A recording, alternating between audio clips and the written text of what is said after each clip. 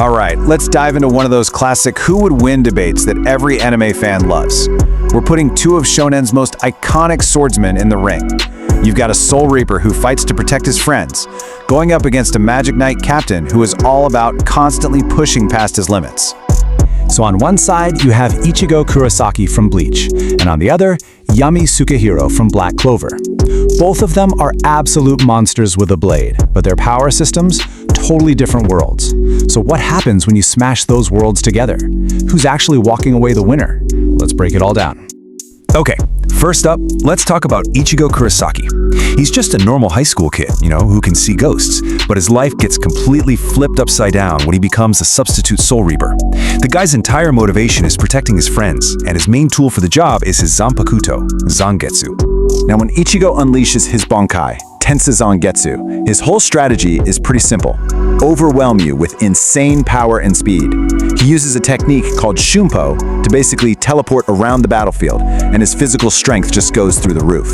And of course, there's his signature move, the Getsuga Tensho, which becomes this massive, devastating wave of pure energy. His whole game plan is to blitz his opponents before they even know it hit him. And look, the power-up he gets from this is it's ridiculous. We are talking about a 5 to 10 times increase in his overall ability. This isn't just a little boost, okay? It's a full-on transformation that puts him on the same level as a Soul Reaper captain, and those are the most elite warriors they've got. This form is designed to end a fight and to end it fast. So who's he up against? Meet our second fighter, Yami Sukehiro, the chain-smoking, super chill captain of the Black Bulls. People call him the God of Destruction, and for good reason. Yami's an outsider who uses this really rare and mysterious thing called dark magic.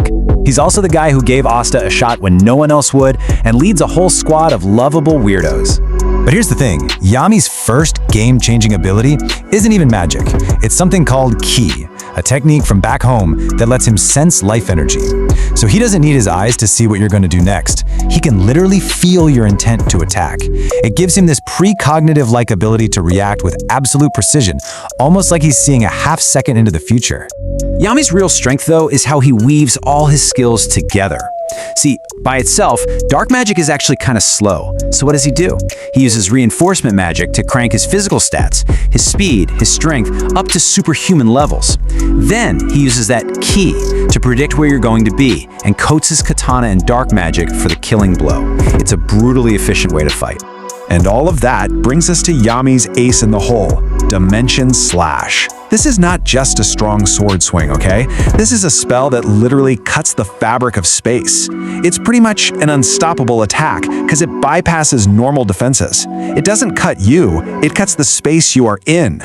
So we've laid out the pieces. How does this actually play out when these two go head-to-head?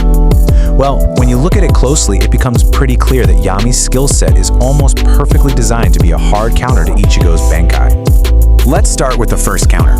Ichigo's main weapon is speed, right? He expects to be this unseeable blur. But here's the problem. Yami doesn't need to see him. His Ki feels Ichigo's intent to move, which completely neutralizes that speed advantage. It's like knowing exactly where lightning is going to strike before you even see the flash. Okay, so what if Ichigo just decides to keep his distance and spam Getsuga Tensho? Well, Yami has an answer for that too. It's called Black Moon. He basically takes control of all the magic in the area and creates this little sphere around himself that just sucks in and erases any energy attack that comes his way. So Ichigo's biggest range weapon? Completely useless. That forces him into a close quarters sword fight. And this is the real nail in the coffin. In a sword fight, Ichigo's go-to move, his instinct, is to block with his own blade. But you can't block Dimension Slash. It's not a physical thing you can parry. It's a tear in reality itself. Trying to block it would be like trying to block a hole. The slash would just pass right through his sword like it wasn't even there.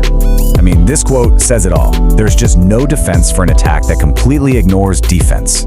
For this version of Ichigo, whose entire fighting style relies on his blade for both offense and defense, that is a fatal, fatal flaw. Yami's attack doesn't just break his sword, it makes it irrelevant. So let's just recap, right?